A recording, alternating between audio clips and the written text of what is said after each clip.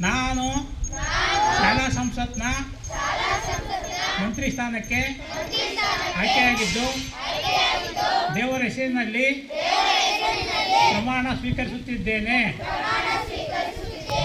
ಯಾವುದೇ ಪಕ್ಷಪಾತ ಮಾಡದೆ ಎಲ್ಲರನ್ನೂ ಸಮಾನ ದೃಷ್ಟಿಯಿಂದ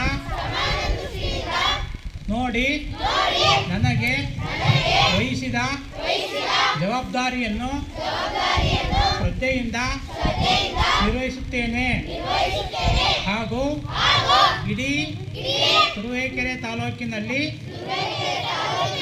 ನಮ್ಮ ಕುರುಬರಹಳ್ಳಿ ಶಾಲೆ ಅತ್ಯುತ್ತಮ ಶಾಲೆಯಾಗುವಂತೆ ಶ್ರಮಿಸುತ್ತೇನೆ ಎಂದು ಈ ಮೂಲಕ ಪ್ರಮಾಣೀಕರಿಸುತ್ತೇನೆ. ಧನ್ಯವಾದಗಳು.